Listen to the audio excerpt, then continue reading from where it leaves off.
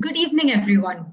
My name is Purvaja Modak, Research Fellow for Relations Geoeconomics at CPPR, the Center for Public Policy Research. We at CPPR welcome you to a discussion on the book Blinkers Off, How Will the World Counter China, between Gaurie Dwivedi, the author of the book, and Mr. Sandip Ghose. CPPR, the Center for Public Policy Research, is an independent think tank, a public policy organization dedicated to in-depth research and scientific analysis with the objective of delivering actionable ideas that could transform society. We are based out of Kochi in the Indian state of Kerala. Our engagement in public policy that began in 2004 has initiated open dialogue, policy changes, and institutional transformation in the areas of urban reform, livelihood, education, health, governance, law, international relations, and security. We also have a training and development arm called CPPR Academy. You can find all the content related to this book discussion on our website, www.cppr.in, and on our social media accounts. If you would like to tweet about the discussion, please use the hashtag CPPR Book Discussion and tag the Twitter handle @CPPR India. You can also tag Gaurie and Sandip Ghose as well. Blinkers Off, How Will the World Counter China, is a ready reckoner to understand some of the most fundamental questions pertaining to China's rise. How it grew so big? Why is China's rise a challenge to the world, and how can it be countered? This is Gaurie's first book, where she has identified the biggest strategic challenge facing the world today and has also provided a roadmap to address the same.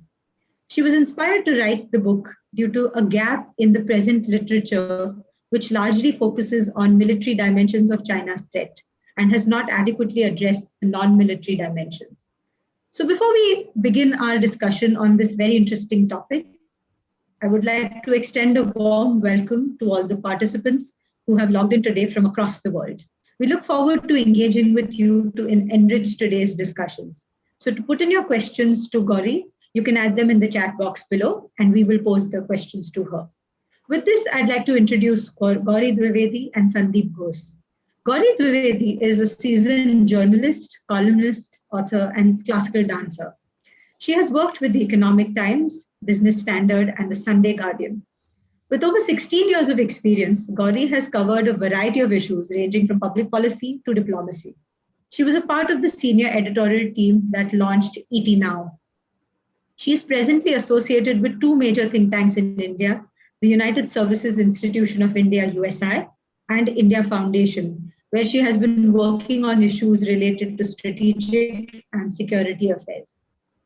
Sandip Ghose is a business leader with over 3 decades of experience in senior leadership roles across industries ranging from FMCGs to media, cement, and jute. A chartered accountant by qualification, he has worked with companies like Hindustan Lever and Lafarge India. He was the chief operating officer of Birla Corporation as well. He also went on to become the country head and managing director of Unilever Nepal. He has had an exciting stint in the media as well, with AVP Group and HT Media Limited, where he was responsible for the launch of Hindustan Times and Mint newspapers in Mumbai. A prolific commentator on current affairs, he is an invited columnist in several publications, a frequent speaker, and an ICF accredited leadership and life coach. He is also an advisor with CPPR. So a warm welcome to you both, and over to you, Sandip. Thank you so much, Purvaja, and welcome, Gaurie. And the introductions have been done, and my introduction is not relevant at all. I'm a mixed bag, and for as much of a novice about China or public policy affairs as maybe some of the audience we have today. So why don't you tell us first about the background of the book, why you wrote it, and the very interesting title, Blinkers Off. Thank you so much for that, Sandip ji, and thank you to CPPR for hosting this discussion.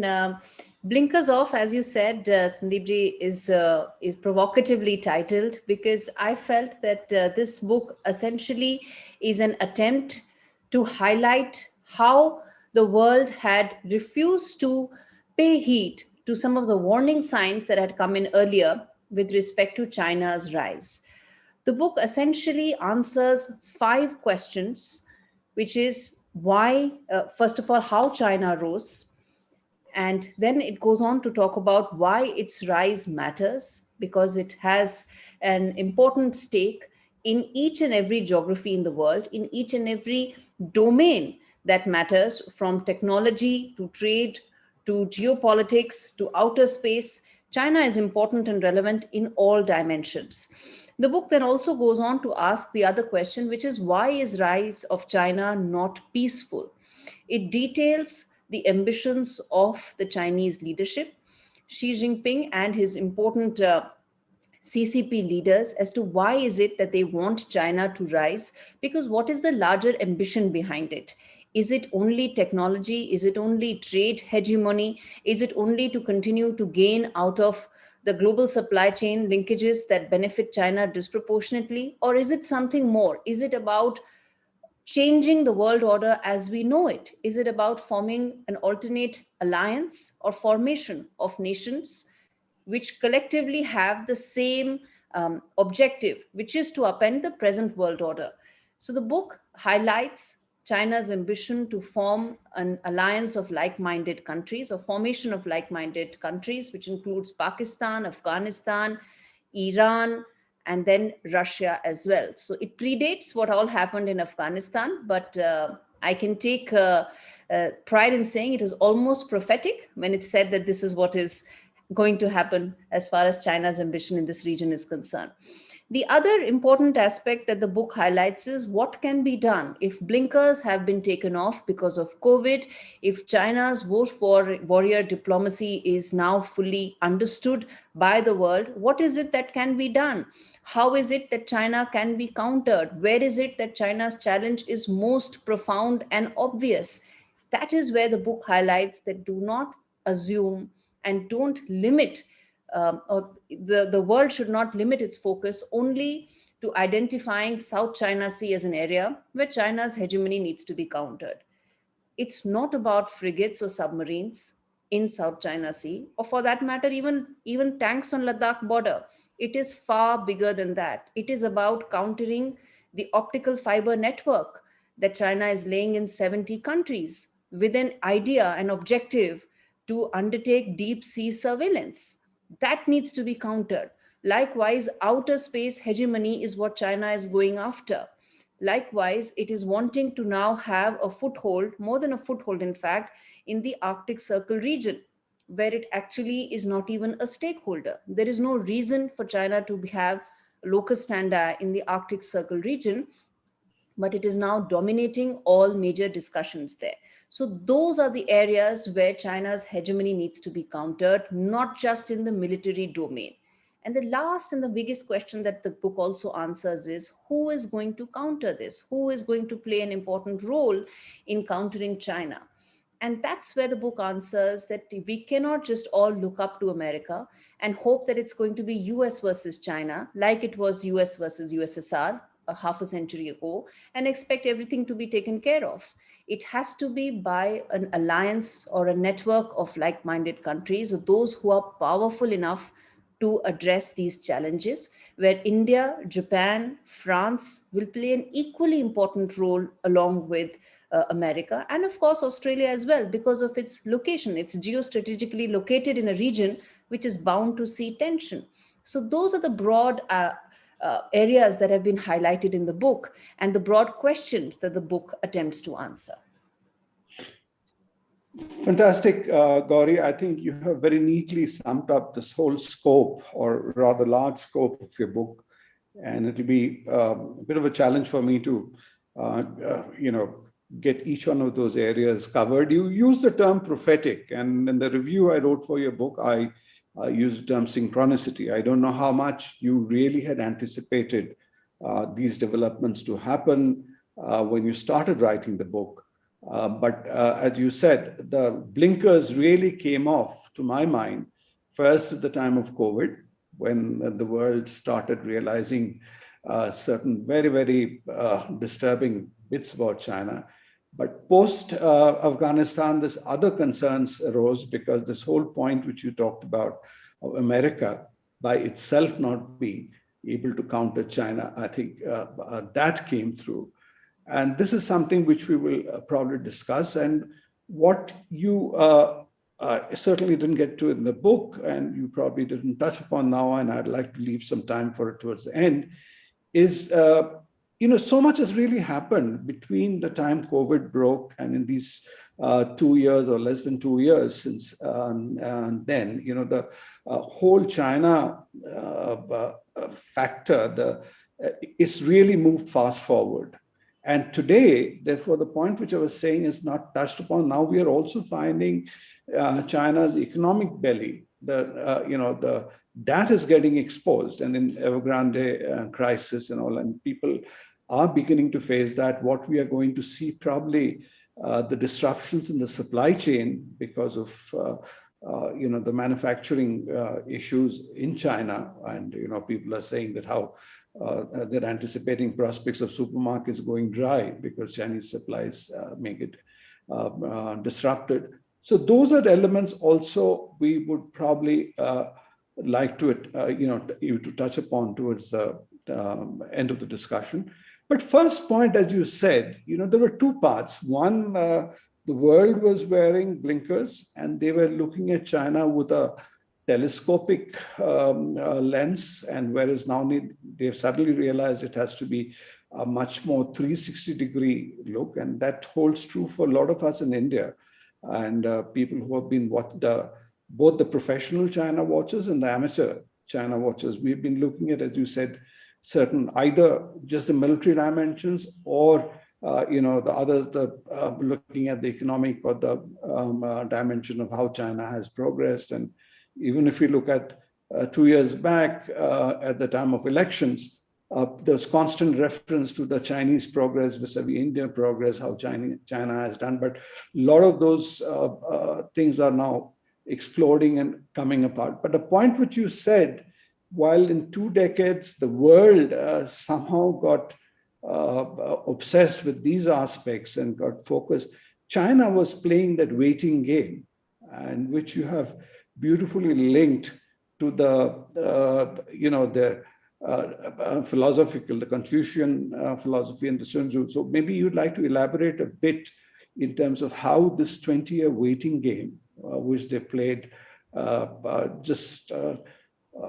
take us through that for, getting the picture together. Absolutely. Yes, the first aspect, as you said, about when China was playing the waiting game and how it projected itself as a benign power only seeking trade opportunities.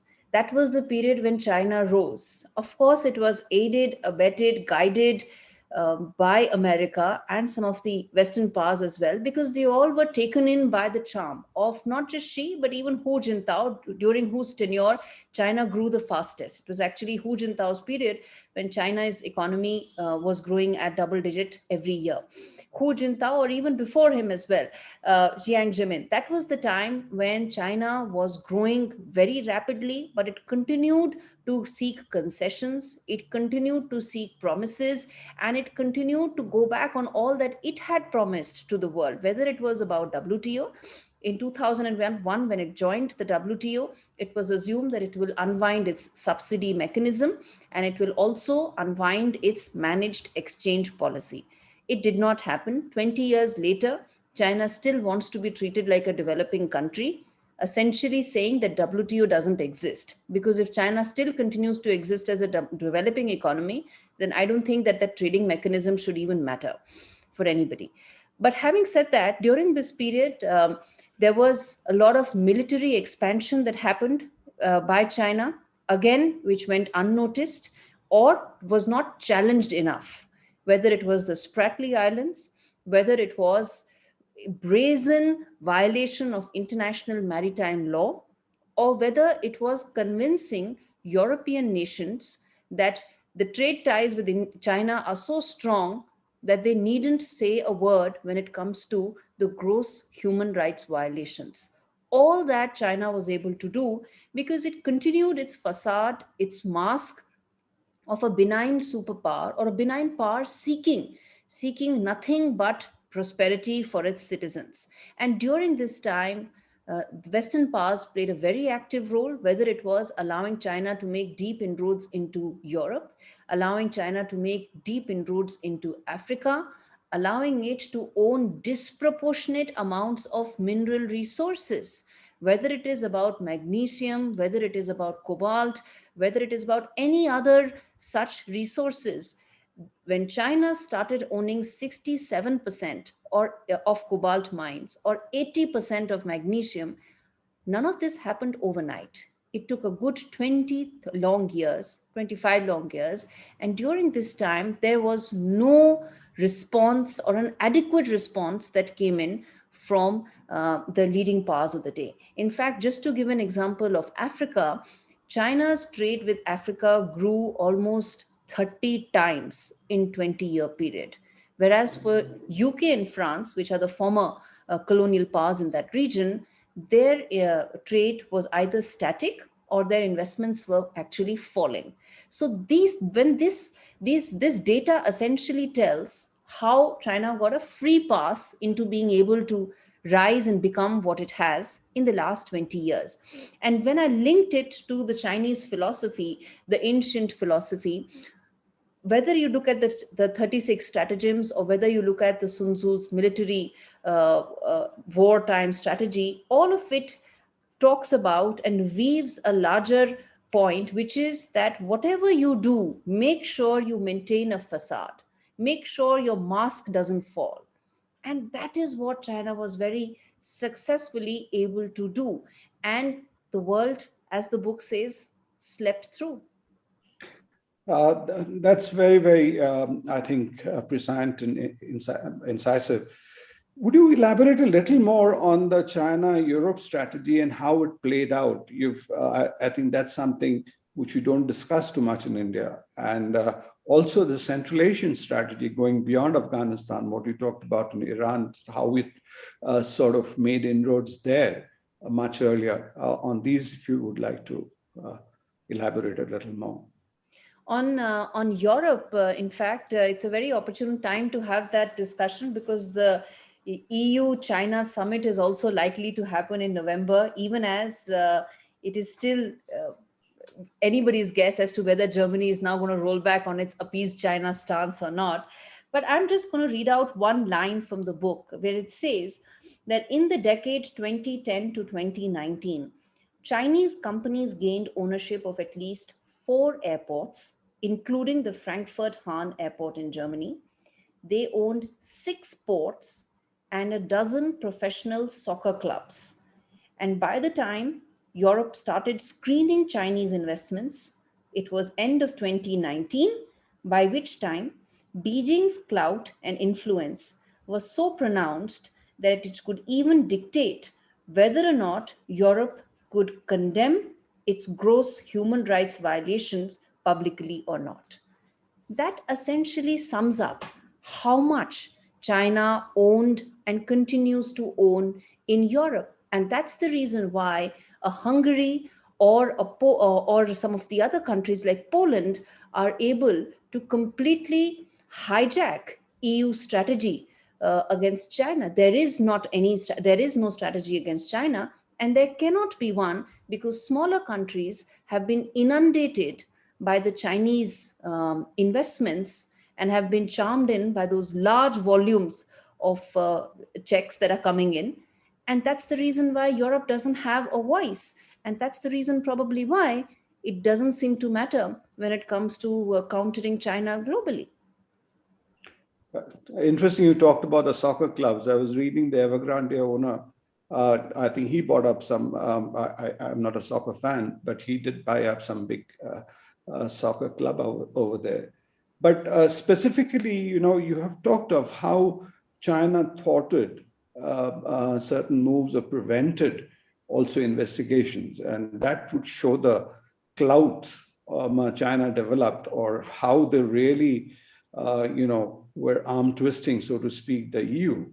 And that is, I think that is instructive for people to understand that how China goes about its game. As you were saying, it's not just a stealth approach of getting in, but they have a very systemic approach by which, if you let them in, you're kind of opening yourself to be totally controlled and dominated in a very, very lethal way, Yes. which one would not have said of other hegemonic powers. Can I give an example here? Sure, that's what I was asking. Yeah.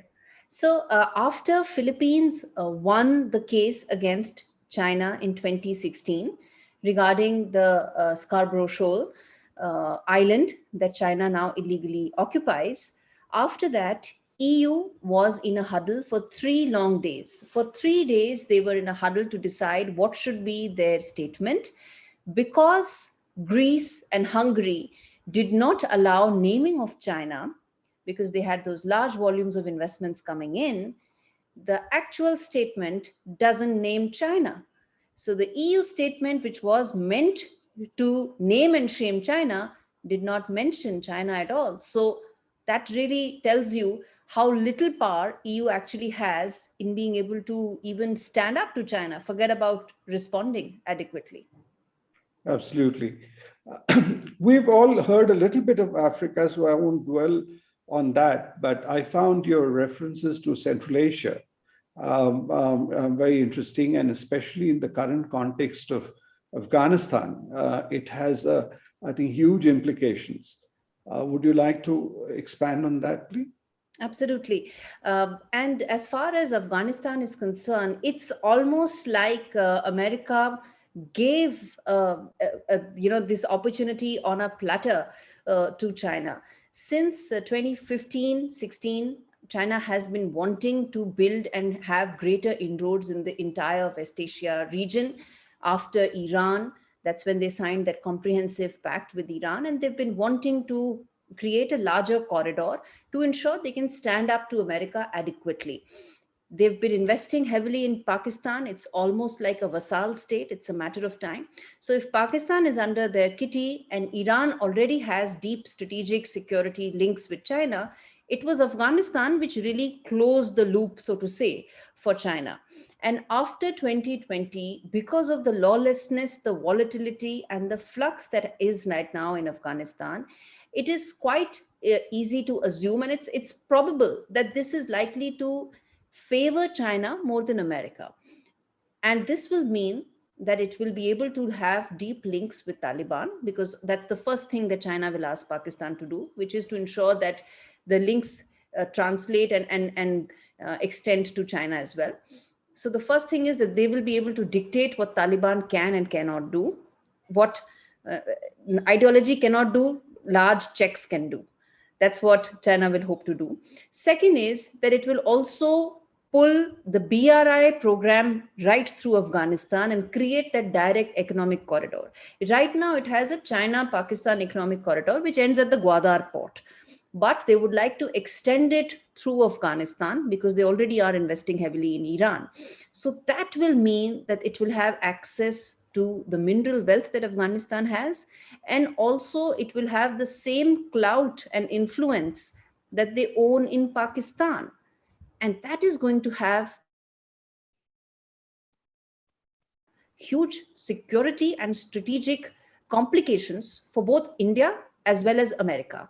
And that is something that America either didn't anticipate or was just too happy to let go of, because they thought that if we focus on Indo-Pacific, then we'll be able to deal with China. It's not an either-or situation at all. And that's what Afghanistan now presents itself to the world, a huge security strategic problem, which is likely to impact and benefit China favorably, both through investments as well as through security problems and possibly, of course, terror complications as well, which will only make this region even more volatile. Let's not forget, Pakistan is a nuclear state. No one knows who has the button in Pakistan, the nuclear button. And it would be very easy to assume that that technology can or would have probably already reached the Taliban by now. What do you think is happening? After the initial contact between Taliban and China, which was reported thereafter, the entire conversations have moved towards the US and what they are doing between Pakistan and Taliban, etc. There's not much talk about China. Do you have any conjectures or any insights as to what could be happening on that front between China and Afghanistan, the Taliban? See, China doesn't want to be the first to recognize Taliban. That's a problem they have. They've been asking Russia to do that, and Russia doesn't want to be the first either. Both these countries continue to have embassies there. Both these countries wield enough and more clout in the region, but they don't want to be the first to recognize Taliban. And that is where they want to work behind the scenes. China's bigger worry, or probably one of the only set of worries with regard to Taliban, is that they feel Taliban at some point of time is going to start funding insurgency or terror groups in the Xinjiang region, the East Turkmenistan region. That is China's biggest worry. And that is the only reason why they've been a little cautious. And that's why they don't want to formally be the first set of nations to be recognizing Taliban.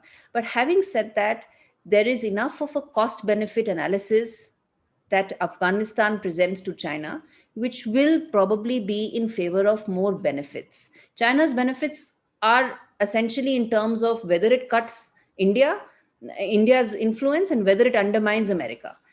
If it does both these things, then by default, China is happy because it feels it's been able to achieve something.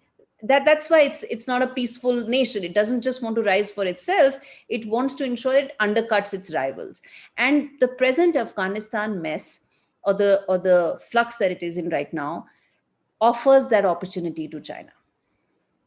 So as you said, by the tacit support as well as cutting checks when it comes to it, they can probably dictate the Taliban better than probably what the Western powers can do. And would you see that, or you think the eastern the provinces, the conflict there between Taliban trying to make into Xinjiang, etc., may be a conflict of interest for them to collaborate with Taliban? And we fear in India about Taliban making inroads into our Kashmir and Baloch area. How do you see all that playing? These are fairly conflicting, or shall I say, there is a bit of dissonance between these various objectives. How do you see that panning out soon? Afghanistan serves one of the same utility to China that Pakistan also serves, which is keep the border regions with India hot.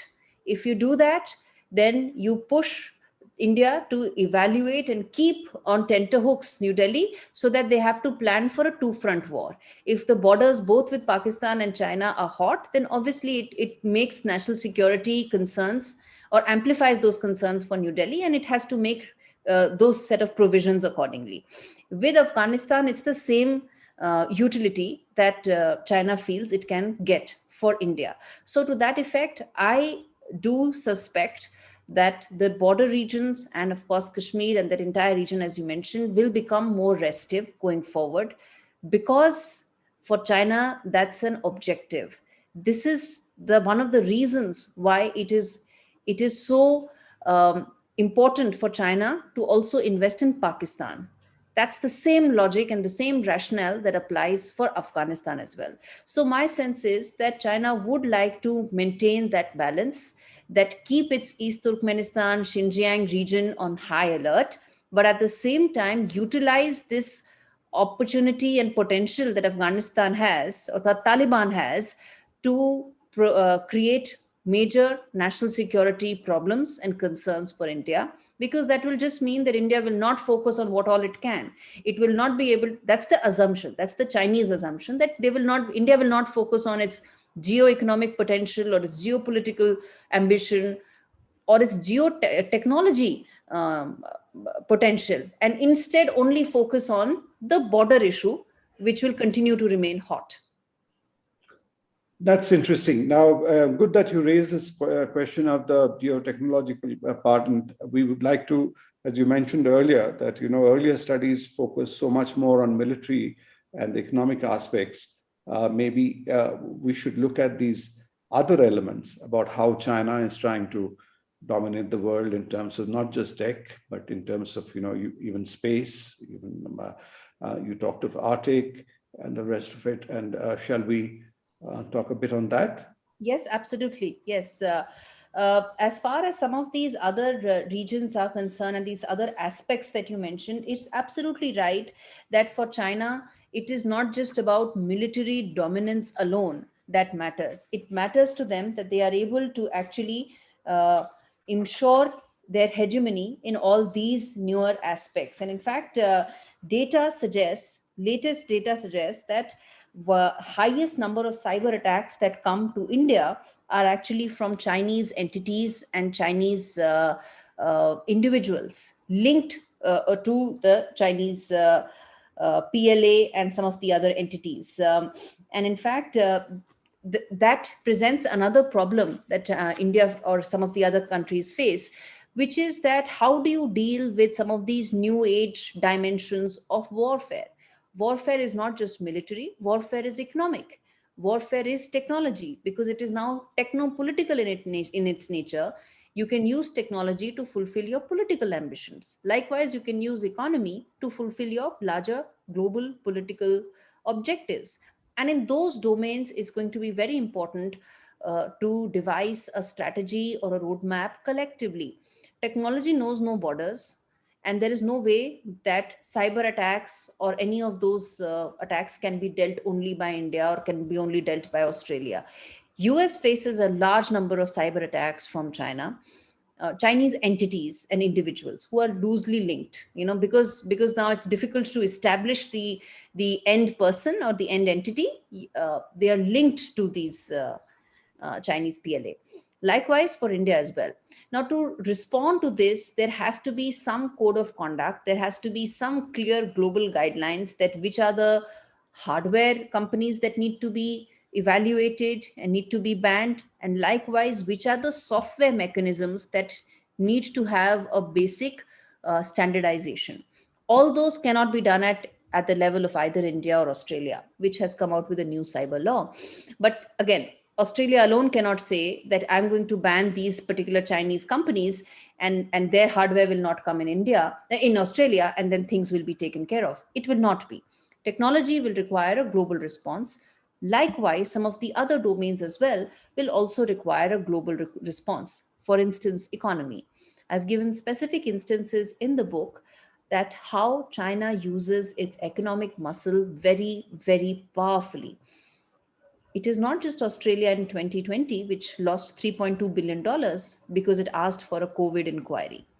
In 2017, South Korea faced billions of dollars of ramification because it deployed the THAAD anti-missile technology. Before that, it was Norway, which saw its entire salmon exports collapsing because the Nobel Peace Prize was given to a Chinese dissenter. Likewise, Mongolia, and likewise several others. So all this will require a global response. As a Norway or a Mongolia cannot respond to that. For that matter, even an Australia cannot respond to it. But if there are trade pacts that are signed, if there are more free trade agreements that are realized or undertaken, that could circumvent some of the Chinese economic muscle. So those are some of the newer domains in which China exercises a huge amount of influence, and those require a global response. What about the optic fiber you talked about and China's sort of footprints in the Arctic Circle? Exactly. As per IISS, there are about 74. There are about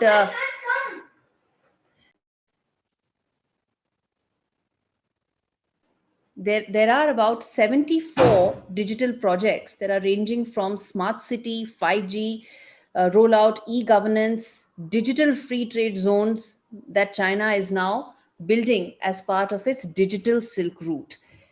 If this entire 74 projects data is collated and mined, it is the single largest undersea surveillance project anywhere in the world. And that will mean submarine movement from West Africa all the way till the Pacific Islands can be mined and can be used. Now, there is no single country that can counter this. But the only way to counter this is through a global response. Companies that are working in this digital Silk Route projects must be either asked to give more details about their projects or should not be allowed to execute contracts in some of the other countries. Those are the kind of responses that need to come about. We'll come back that about this coordination, what is possible. We talked about earlier, the Quad led by US may not be the solution. Everybody else has to not only play an equal role, but they will have to, tell America that it's no longer that they are, the sort of first among the equals. And that has to come in multiple aspects as we talk, not just the military dimensions.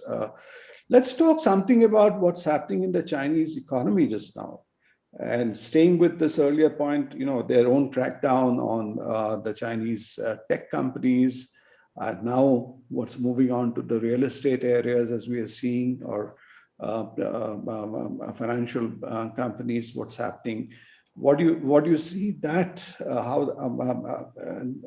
unraveling? Yes, I'm glad you pointed that out, that Chinese economy is going through some very turbulent times.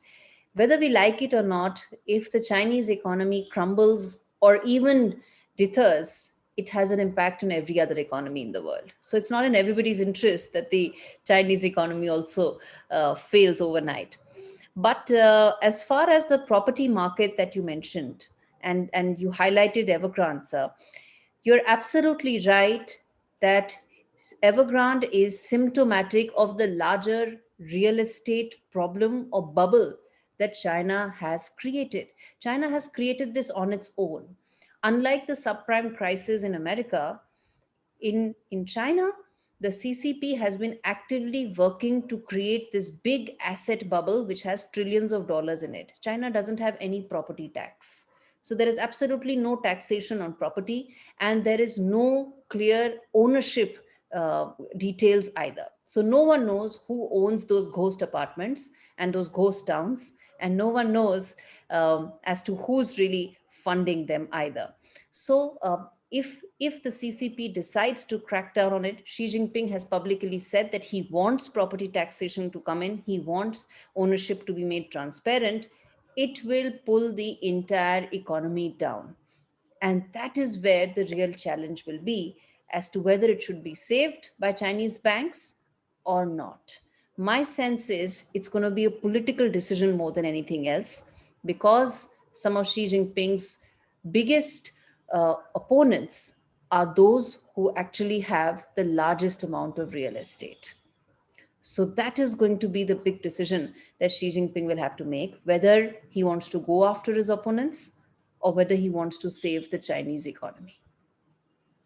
Interesting. And you mentioned later on that, there are sometimes rumblings or a little bit of talk about whether, he can be overthrown in some form, and that there is that element of insecurity also apparent in various actions, including his not leaving the country for any length of time.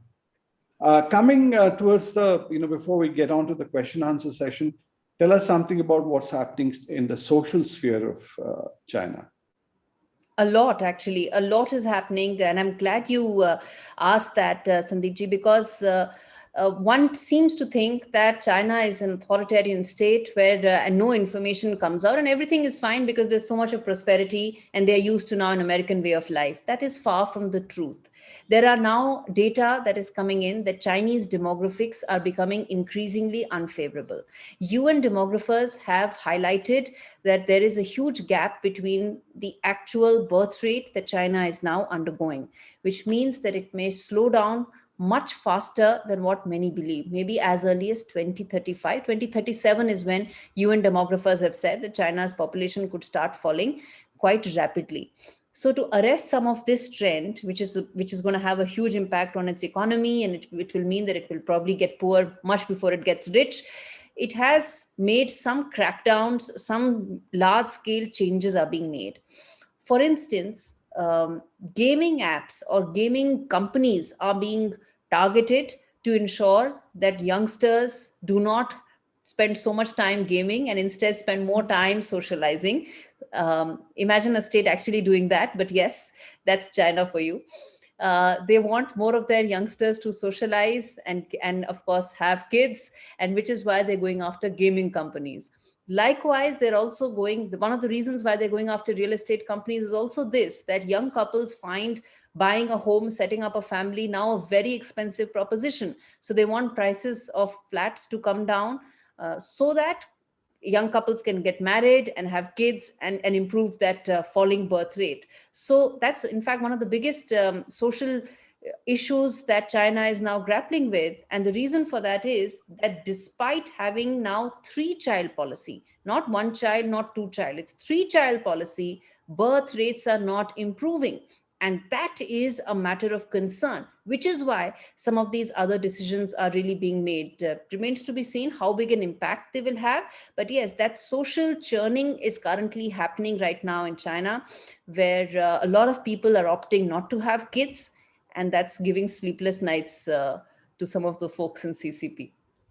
And like we say, there are various Indias. I think there are multiple Chinas as well. So when you talk about a Western lifestyle, it's a very small segment of people. But back in the countryside, even in the other urban centers, life is very, within that, if you were to look at the slums and the less affluent areas, the lifestyle is very, very different. And only, I think, the common thread was, as you were saying, technology. So everybody could do gaming, everybody could do that. But otherwise, in terms of the quality of life or how they occupied themselves is very different. Coming now finally to the response point, and you have mentioned earlier, let's dwell a bit more on that. My own very, very uneducated layman sense is, while the world has now recognized that it's dealing with a huge beast, but people are right now a little lost and clueless about how to go and handle it. And including, if I may say, with America itself going through a certain flux and, its action in Afghanistan having its own backlash within the country. And there is a degree of embarrassment which it's trying to hide, but it cannot. There is a fairly, though there was this meeting in the US, recently the board meeting, etc., but there is a confused response happening. How do you see that manifesting, or what would be maybe your crystal ball gazing, as well as your maybe thoughts on that, how it ought to happen going forward? Because there's not too much time. If people, can't wait for another 20 years to get their wrap around that huge gorilla or whatever you want to call it. I called it actually the Frankenstein monster in the book, but I still stand by the fact that it's not a China bashing book, but it just states the facts. You're right that there is no time to respond to what the China challenge is, and at a time when, despite the urgency, there doesn't seem to be that that much of display of intent by Western powers, whether it is US, whether it is UK, whether it is EU. And that is disturbing because as per London-based think tanks, China is going to be the world's largest economy by 2028. Even after the COVID downside, because as per data, we can take Chinese data with a pinch of salt or a truckload of salt, but they're growing. So they've got their growth back on track. So some of these think tanks in Europe feel that China will become the largest economy by 2028, which effectively means that the Biden administration will be decisive. in either reversing or changing the trajectory of the world, or accepting Chinese hegemony. It is not US versus China, it is China versus the world. And for that, there has to be some clarity that it is time for action, and that time is now. If the Biden administration fails to appreciate these nuances of identifying the roadmap to take on China, then I feel by 2024 it could probably be too late. And as for EU, my personal belief is that it's now too disparate a group, too eclectic now, for any cohesive single strategy to come out. Brussels wants to, but it's being hamstrung by every other economy, especially the smaller ones now.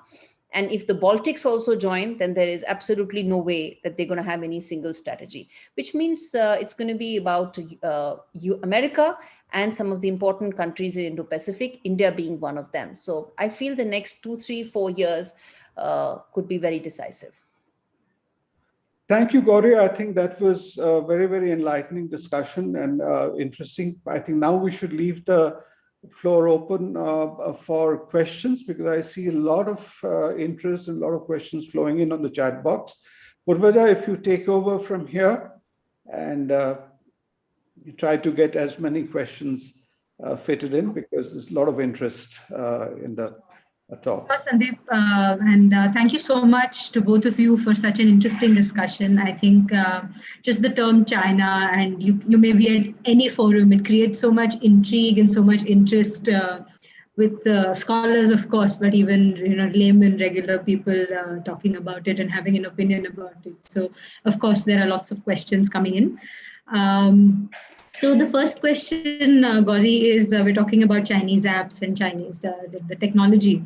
So how do you see the banning of Chinese apps in India? Well, the latest data published shows that the balance of trade is increasing in favor of China, which means that despite the hue and cry about Chinese products being used in India, including smartphones and even the pharma, the trade deficit is increasing. So how do you view that?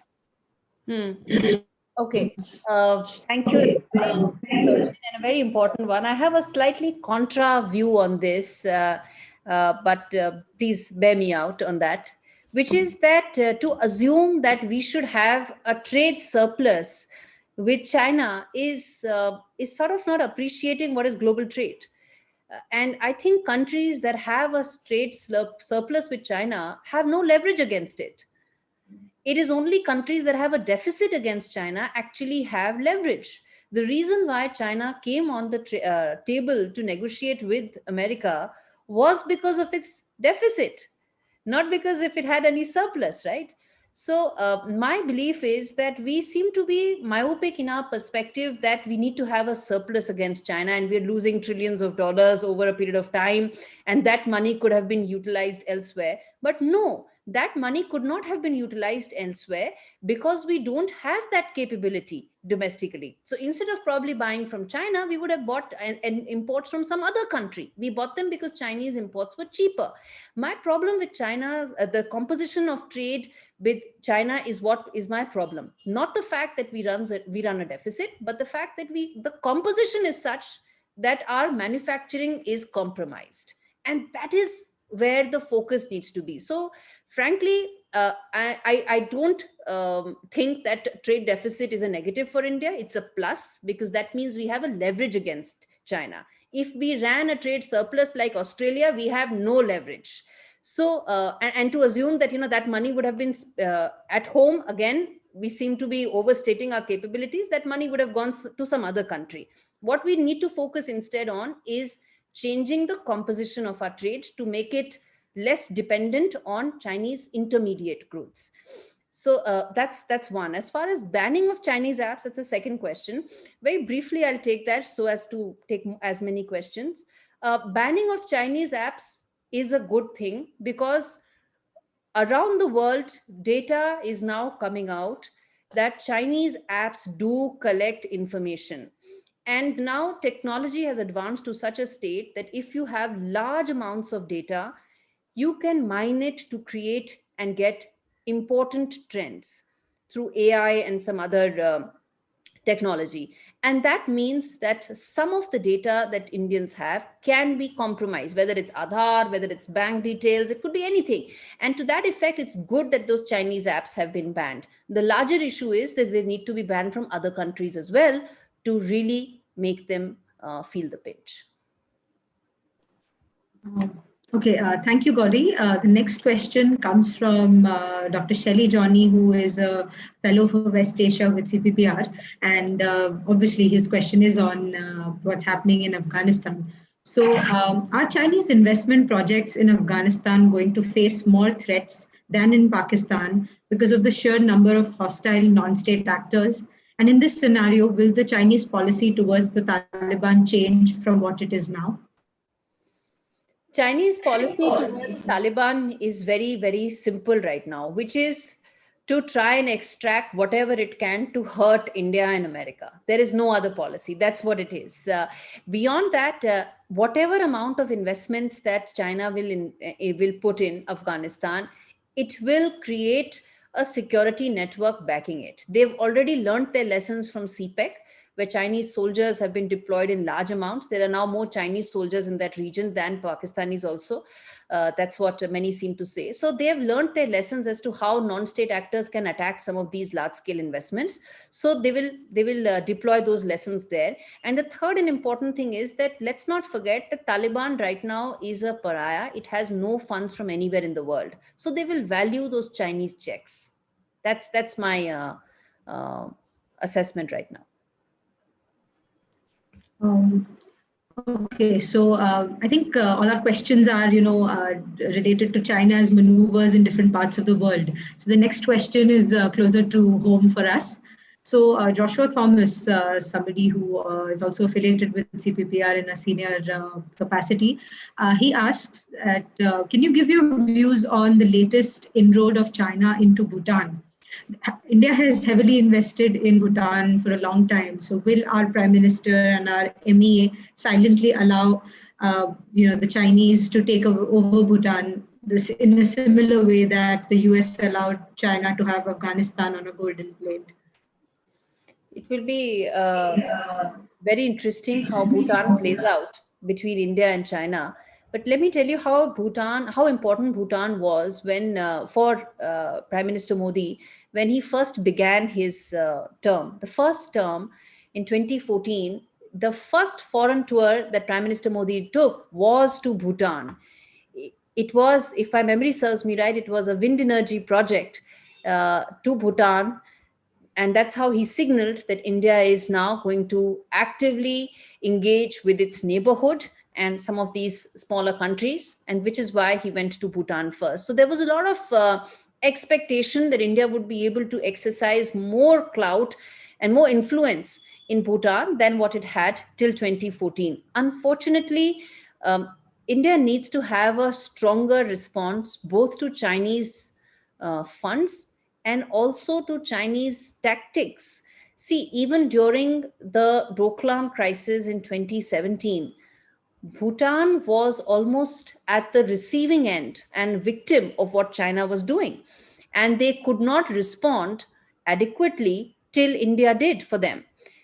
And right now also, it will have to be India's response to how they will measure up to the Chinese investments. And it remains to be seen, given our restricted economic potential right now, in the short term at least, that how will we be able to match the Chinese funds in Bhutan.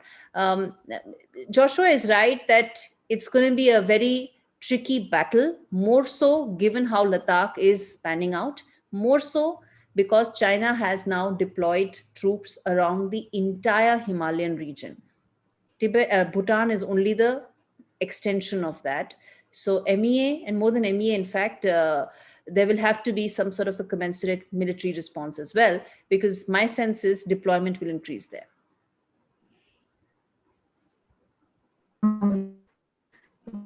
So the next question is moving to more regional groupings and trade agreements. So what could be the future of the RCEP when AUKUS and the Quad sort of come to age and the countries that are members of these groupings actually focus on working with each other rather than focusing on a larger agreement like RCEP. And what do you think China will do in this case, since China is not a part of either? What China will do for AUKUS and Quad? Is that the question? What would the future of RCEP be if AUKUS and Quad sort of come to age and prove to be that counter to China as they're trying to do? So AUKUS is completely military in nature. I don't think they even envisage deep supply chain linkages between the three. Their entire focus is a formal military alliance. As far as Quad is concerned, it is still early days to find out and to sort of hazard a guess as to whether they'll be able to adequately create alternate supply chain linkages that China right now has mastered. Till that time, I don't think RCEP is under deep threat.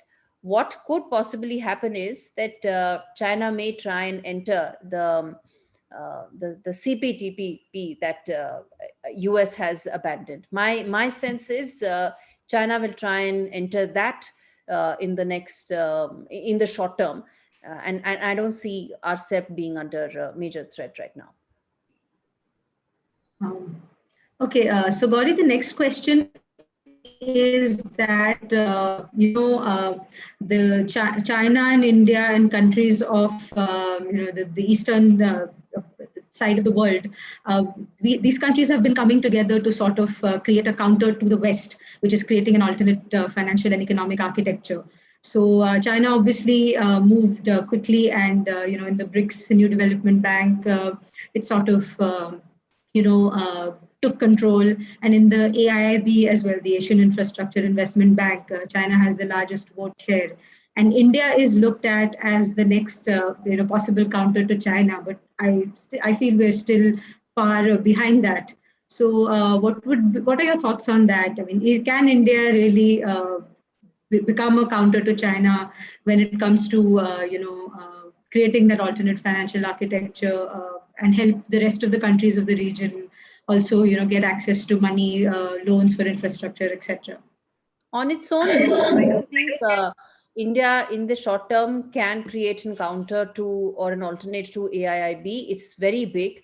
But what it can do is supplement the Blue Dot network that is being championed by America, Japan, Australia. But it's hamstrung because it's not being envisaged at the scale at which BRI has happened. For better or for worse, BRI operates at a very big scale. And countries that do not get funds from anywhere else have been charmed by Beijing's funds, only to regret later. So India, what it can do is it can tie up with Japan and US to ensure that funds come to some of these smaller countries. Both Japan and America have focused on the South China Sea, they've focused on the Far East, but they haven't paid adequate attention to the Indian Ocean region. So India could play a larger role, that if you want to create an alternate to BRI, first focus on the Indian Ocean region as well. Focus on Maldives, Seychelles, and some of these other countries, Mauritius, Sri Lanka. And there, if funds come from the Blue Dot network, then I believe there could be some sort of an alternate that could be created. On its own, India doesn't have that financial or economic heft on its right now. Okay, so Gaurie, I think we'll take one last question before we close. I think everybody is aware of the kind of influence the party has on creating that one voice or a single narrative throughout the country. But what is your sense of the sentiments that the Chinese citizens have regarding China's ambitions around the world? Could citizens in China create a push for a more mature and responsible participation for China in the world, from the social, environmental, and economic sense? Chinese citizens, unfortunately, do not know, for the simple reason that everything around them is scrubbed clean. by the CCP. They don't have access to information. They don't have access to the internet. They only have access to Chinese propaganda. They only have access to the CCP literature. So I don't think they will become a larger movement, or they'll be able to create a larger movement to stop some of this. I think that push will going to come from the CCP itself. Xi Jinping right now is facing a lot of unrest and backlash within the Communist Party. And that is where some sort of a pushback can come. Will it stop him from his third term? I don't know, because that's still 1 year away. But that is where the pushback is coming from, not from the Chinese population at large. Unfortunately, they are blissfully unaware. Thank you so much, Gaurie, for answering so many questions with so many interesting insights. So before I close, Sandip, would you like to conclude in a brief, or would you like to say something to Gaurie? No, I think it's been, for me, certainly it's been a fascinating discussion, and I hope it was so for all those attending. Gaurie is also very impressive, because many of you may not know the transition Gaurie has made. She's an accomplished Odissi dancer. From there to economic journalism and geopolitics, it's been a very, very impressive stride. And I'm but I think very, very impressed. I'll repeat the same word, as how she has taken such a broad sweep and become a China expert in such a short time. Thank you very much, and Gaurie. And, thank you so much, sir. Thank you. We'll wait for your next book. Thank you so much, sir. Thank you so much. Yeah. So I echo what Sandip just said. Thank you so much, Gaurie, for such an engaging discussion, and thank you, Sandip, for asking all the relevant questions and getting as much as you could from Gaurie on her book. So it's clear that this book lays out a 360-degree view of China, and I think I'm very excited to read this book, and I hope everybody else is as well, for those who haven't read it. I'd also like to thank all the participants for logging in today and for listening so intently and for your questions. I'd like to thank our organizing team at CPPR, Joseph, Neetu, Paul, Rajesh, and our chairman, Dr. D. Dhanaraj, for pulling this event together, and for Dr. Dhanaraj's guidance as we prepared for this event. And with this, I'd like to formally close today's proceedings. Good evening and goodbye. Thank you. Thank you. Thank you.